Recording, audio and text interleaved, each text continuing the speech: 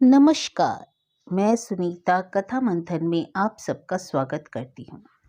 कथा मंथन में आज सुनिए रमेश पोखरियाल निशंक जी की कहानी भागो वाली का 7वां अध्याय। इसके पहले के अध्याय आपको हमारी प्लेलिस्ट से मिल जाएंगे, लिंक आपको आई बटन में मिल जाएगा।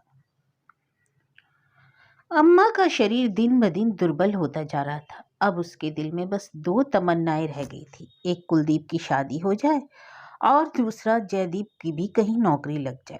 इंसान का जीवन भी तो बहुत अजीब है, इच्छा और आशाओं पर ही सारा जीवन व्यतीत हो जाता है इंसान का। फिर भी आशाएं हैं कि लगातार बलवती होती जाती हैं, किंतु पूर्ण नहीं हो पाती। एक इच्छा पूरी हुई कि दूसरी इच्छा खड़ी हो जाती है। कभी अम्मा सोचती थी कि हे भगवान, मेरे ही लाडले किसी तरह बड़े हो जाए। बड़े हो गए तो हे भगवान पढ़ लिख जाए। यह भी हो गया तो हे भगवान इनकी नौकरी लग जाए। वह भी हो गया तो इनकी शादी हो जाए। शादी हो जाए तो इनके बच्चे हो जाए। कितना मोह होता है इंसान को अपनी औलाद से, और उससे भी ज़्यादा मोह होता है औलाद की औलाद से। अम्मा की भी यही स्थिति थी। नानी तो वह कब की हो बन गई थी, फिर दादी बनने का मोह भी पूरा हुआ। अब चाहती थी कि दोनों छोटों की शादी हो जाए, नौकरी लग जाए। उसके बाद फिर दोनों छोटे बच्चों के का मोह पैदा हो गया। यह इंसान की तो फितरत है। हमारी तो बहुत सारी इच्छाएं होती हैं, किंतु उनको पूरी करने की शक्ति केवल ईश्वर के पास है। यह कोई भी नहीं जानता ईश्वर ने किसके भाग्य में क्या लिखा है। हम कर्म करते जाते हैं और अपेक्षा करते हैं कि इसके बदले हमें सुख मिलेगा। बस इसी आस में जीवन कटता जाता है। कई बार इंसान जो कुछ सोचता है वह मिल नहीं पाता, और कई बार इंसान का सोचा हुआ अकस्मात ही फलीभूत भी हो जाता है। भागो वाली अम्मा के भाग्य में एक और खुशी दे दी ईश्वर ने, छोटे बेटे जयदीप की नौकरी लगने के रूप में। जयदीप की शुरू से ही फौज की नौकरी बहुत पसंद थी। इसके कई कारण भी थे उसके पास। पढ़ाई के पश्चात वह सेना में ही भर्ती होना चाहता था। इसके लिए वह अवसर की तलाश में था। वह पता करता रहता कि फौज की भर्ती कब कब और कहाँ कहाँ हो रही है। कुछ दिन पहले ही वह भारत तिब्बत सीमा पुलिस की भर्ती की लाइन में लगा था। उसका कॉल लेटर भी आ गया। लंबाई, चौड़ाई और ऊंचाई के हिसाब से वह एकदम फिट था। पहली बार में ही फिजिकल टेस्ट में निकल गया। फिर आई मेडिकल की बारी आई तो उसमें बहुत आसानी से क्लियर हो गया। खुशी की सीमा न रही अम्मा की। एक एक करके सभी अरमान पूरे जो होते जा रहे थे। जब जब उसको कोई खुशी नसीब होती तो उसे शास्त्री जी के ना होने का गम बहुत अधिक साल था। जितनी खुशी मिलती उतना ही शास्त्री जी के ना होने का गम भी होता। पर ईश्वर के आगे सारी मानवीय सत्ता मौन होती है। केवल ईश्वर की सत्ता की सत्यता है। यह सोचकर अपना अम्मा दुख कम करने की कोशिश करती। छोटा अपनी ड्यूटी पर चला गया। उसे 6 महीने की ट्रेनिंग करनी थी। कुलदीप की शादी के लिए अब मात्र 1 महीना और बच गया था। इधर अब समस्या यह हो गई कि जयदीप इस शादी में शामिल नहीं हो पाएगा, क्योंकि ट्रेनिंग के दौरान छुट्टियां नहीं मिलती। अम्मा को भी इस बात का पता था। फिर क्या करे? शादी क्या फिलहाल पीछे कर दे? अम्मा ने बहुत सोचा, पर दिल ने यही कहा, शादी पीछे करना ठीक नहीं। कई बातें हैं, इस दौरान क्या पता मुझे ही कुछ हो जाए या लड़की वालों का मन बदल जाए। सो शादी होगी अगले महीने ही, ऐसी अम्मा ने मन में ठान लिया।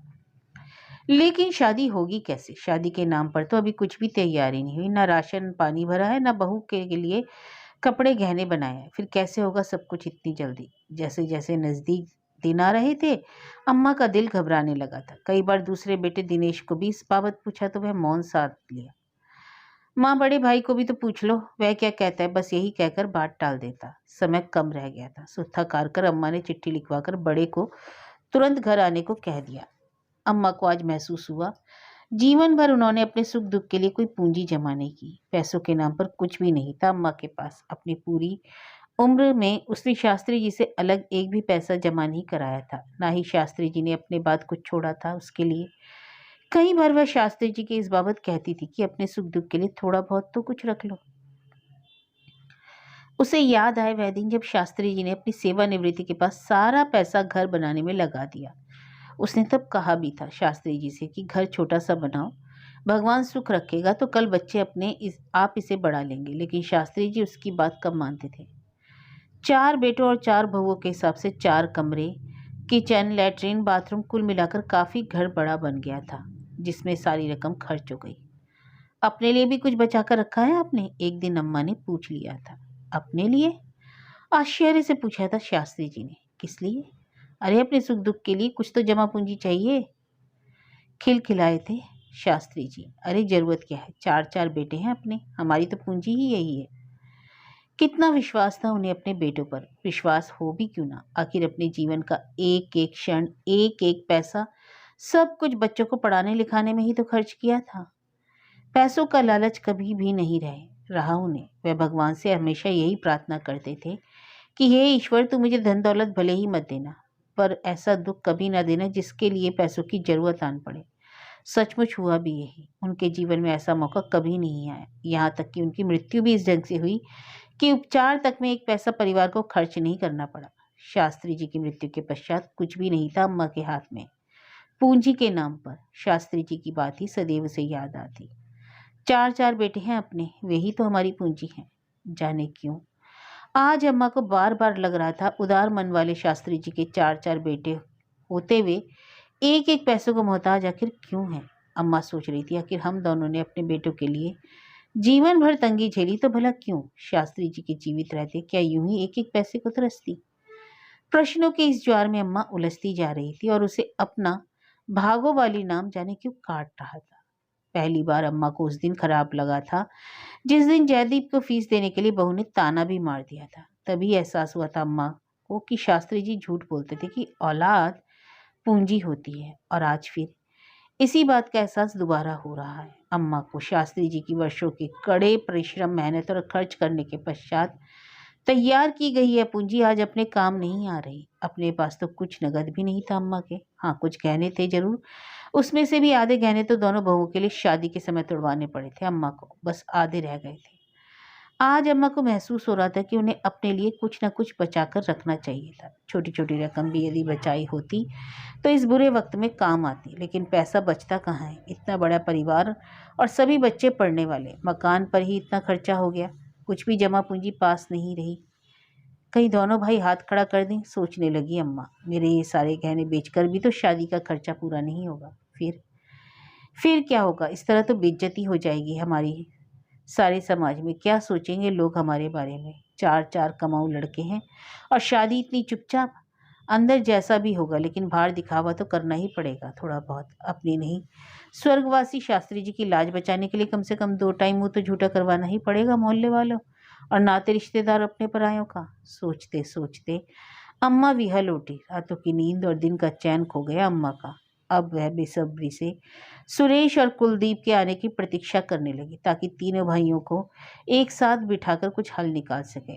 अम्मा को फिर भी पूरा विश्वास था कि दोनों बड़े भाई किसी भी तरह इस कार्य को निपटा देंगे। समाज की शर्म और लाज भी तो कोई चीज होती है। जिम्मेदारी न समझे लेकिन लोक लाज की वजह से तो उन्हें आगे खड़ा होना पड़ेगा।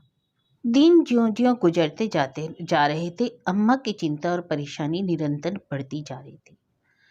अभी तक किसी भी भाई के ऊपर जिम्मेदारी नहीं दी गई थी। शादी में कौन कितना खर्चा देगा यह तय नहीं किया गया था। चार चार भाई अलग अलग काम करेंगे तो कुल मिलाकर 4 दिन में ही सारा काम निपटा देंगे। शादी के लिए केवल 15 दिन शेष रह गए। अम्मा के लिए सुकून की बात थी कि सुरेश और उसके बच्चे तथा कुलदीप छुट्टियां लेकर घर आ गए थे। चलो कोई बात नहीं, घर तो पहुंच गए, सब कुछ हो जाएगा। अब तो पैसा पास में चाहिए, तैयारी को तो एक दिन में ही हो जाती है। रश्मि तो अभी से घर जाने की इच्छुक नहीं। 15 दिन तो ये शादी तक के हो गए, 2-4 दिन शादी के बाद भी रुकना पड़ा तो काफ़ी दिन हो जाएंगे। छुटकी की भी तो इतनी गैर हाजिरी हो जाएगी स्कूल में, स्कूल का काम छूटता है तो फिर बच्चे पिछड़ते चले जाते हैं। इस बात को बड़े जोर शोर से रखा था उसने सुरेश के सामने। अजी सुनो, अभी से जाकर क्या करना है, 3-4 दिन पहले चले जाएंगे, रश्मि ने समझाते हुए कहा। अरे कैसी बात करती हो, अभी कुछ भी तैयारियां नहीं है। शादी करना क्या मजाक है, सुरेश बोला। दूल्हे को भेज दो, तैयारी तो वह कर लेगा। इधर छुटकी की भी तो काफी गैर हाजिरी हो जाएगी, रश्मि ने जवाब दिया। बात तो तुम्हारी ठीक है, लेकिन यह भी तो देखना पड़ेगा कि किसके सर क्या जिम्मेदारी आती है। तुम तो बस एक ही रट लगाए रहते हो, जिम्मेदारी जिम्मेदारी जिम्मेदारी। अरे हमने उसे अपने साथ रखा, 6 महीने तक उसका खर्चा उठाया और नौकरी लगाई। क्या ये कम बड़ी जिम्मेदारी निभाई है हमने, प्रतिरोध किया रश्मि ने। वह तो ठीक है, लेकिन पिताजी की देहांत के बाद तो बड़ा मैं हूँ, इसलिए फर्ज तो मेरा भी बनता है। मैं पूछती हूँ कि सब फर्ज तुम्हारा ही बनता है, किसी और का और कोई फर्ज नहीं है घर में, लगभग चीखने वाले अंदाज में बोली थी रश्मि। हम उस घर का पर खर्चा भी करें, नौकरी भी लगाएं और उसकी शादी का खर्चा भी हम ही करें। दूसरे क्या कर रहे हैं मालूम है? ससुर जी के बनाए घर में मौज कर रहे हैं, ना किसी का खर्चा उठाया, ना किसी कोई फर्ज निभाया। बात तो ठीक ही कह रही थी रश्मि। सुरेश ने सोचा, दिनेश ने क्या किया है आज तक? माँ का खर्चा उठाया है, ना ही छोटे का। उल्टे आधे घर पर कब्जा मारकर ऐश कर रहा है। जब कभी हम जाते हैं तो मेहमानों की तरह रहना पड़ता है एक कमरे में। पति को सोचता देख रश्मि ने एक और चोट की। अरे तुम तो सीधे साधे हो, इसलिए सब तुम्हारा फायदा उठाते हैं। तुम्हारा भाई हो चाहे तुम्हारी माँ, लोहा गर्म था इसलिए चोट का असर हुआ। अत्यंत नरम होकर सुरेश बोला, तुम ठीक कहती हो, चलो इस बात का फैसला अब घर में ही होगा। पति को लाइन पर आया देख घर जाने को राजी हो गई थी रश्मि भी। जाना उसको भी जरूरी पड़ेगा, चाहे कुछ भी हो जाए। कहीं ऐसा ना हो कि घर जाकर ये गोबर गणेश फिर अपनी मीठी मीठी बातों में ना आ जाए। इसलिए वह 15 दिन पहले ही जाने को तैयार हो गई। क्या पता शादी के से पहले ही मौका मिल जाए बातचीत का। वे दूसरे दिन अंतरराष्ट्रीय बस अड्डे पर पहुंच गए, जहां कुलदीप भी आ गया। वे घर पहुंच गए। शाम को तीनों भाई माँ के पास बैठ गए। पत्नियां प्रत्यक्ष तो सामने नहीं आई, किंतु अपने अपने कमरों में कान खड़े करके चर्चा को सुनने के लिए बेसब्र थीं। बात शुरू की अम्मा ने। 2 हफ्ते भी पूरे नहीं रह गए, अब बताओ क्या क्या होना है। दोनों बड़े भाई एक दूसरे का मुंह ताकने लगे। कुलदीप ने रुपयों की पोटली माँ के हाथ में रखते हुए अपनी छुट्टी की। माँ, मैं तो बस साल भर में यही 60,000 रुपये बचा पाया हूँ, अब तुम ये रख लो। तू बता सुरेश, तेरे जिम्मे क्या रहेगा? अम्मा सुरेश से मुखातिब थी। माँ, मैं साल भर तक कुलदीप का खर्चा उठाता रहा, इसकी नौकरी लगवाई, अपने भी तो बच्चे पढ़ने वाले हैं, बचत कहाँ होती है। कुछ हद तक तो बात सही थी सुरेश की। सो अम्मा उसे कुछ ना बोलकर दिनेश से बोली, तू बता बेटा, तू क्या जिम्मेदारी लेगा? मैं क्या जिम्मेदारी लूंगा? छोटी सी तो अपनी नौकरी है, अपने खर्चे अलग है, घर की देखरेख मरम्मत में हर महीने कुछ ना कुछ तो खर्च होता रहता है। अम्मा स्तब्ध। कितनी बेशर्मी से मुकर गए दोनों। ये है शास्त्री जी की पूंजी? आंसू छलक आए उनके, दिल का दर्द होठों पर आ गया। अरे कमबख्त, तो डूब मरो, शर्म नहीं आती? अच्छा हुआ शास्त्री जी मर गए यह दिन देखने से पहले, वरना आज उन्हें अपने आप पर लज्जित होना पड़ता। अम्मा को भावुक देखकर दोनों भाइयों ने नजरें झुका ली। अलबत्ता अम्मा बोलती रही, अरे वे तो अपने बेटों को अपनी पूंजी समझते थे। पूंजी, सारा जीवन खपा दिया उन्होंने इस पूंजी को सहेजने में। मर गए थे इसी पूंजी के लिए, लेकिन क्या मिला? धिक्कार है ऐसे कुपुत्रों पर। अगर आज वे जिंदा होते तो क्या बीतती उनके हृदय पर? सुबकने लगी अम्मा। खामोशी छा गई। काफी देर बाद अम्मा की सुबकियां ही बीच बीच में इस खामोशी को तोड़ती रही। बहुएं अपने अपने कमरों में चुपचाप इस सब ड्रामे को सुनती रहीं। दोनों भाइयों को कुछ शर्म महसूस हुई तो आपस में ही एक दूसरे से मुखातिब, भैया तुम क्या करोगे, तुम ही बताओ। शुरुआत दिनेश ने की। मैं क्या करूंगी? क्या मैंने कम किया है इस घर के लिए? लेकिन तुम बताओ, तुमने क्या किया अभी तक? सुरेश ने उल्टा प्रश्न दाग दिया दिनेश पर। मैंने क्या किया? यह तुम मुझसे पूछ रहे हो? खुद तो दिल्ली में रहते हो, यहाँ घर में कम जिम्मेदारी है? दिनेश ने अपनी बात रखी। कौन सी जिम्मेदारी? किस जिम्मेदारी की बात कर रहे हो? माँ और जयदीप का चूल्हा तो तुमने अलग कर दिया, क्या इसी जिम्मेदारी की बात कर रहे हो? सुरेश ने पत्नी के शब्द अपने मुंह से बाहर निकाल दिए। उल्टे आधे घर में कब्जा करके आराम से रह रहे हो।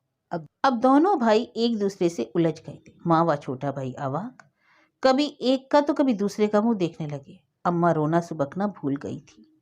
अरे तुम इसे आराम कहते हो तो ले लो अपना हिस्सा, घर में रहकर देखो। नातेदारी रिश्तेदारी निभानी पड़ती है, न्योता पत्रा देना पड़ता है, अपनों परायों के सुख दुख यहाँ वहाँ जाना होता है, इसमें कम खर्चा होता है? तुमने तो मुंह छिपा रखा है, एक बार घर में आ गए वर्ष भर में बस। दिनेश भी कम नहीं था। अम्मा को समझ नहीं आ रहा था कि अब क्या करे, किसका पक्ष ले और किसका नहीं। धर्म संकट था उनके लिए।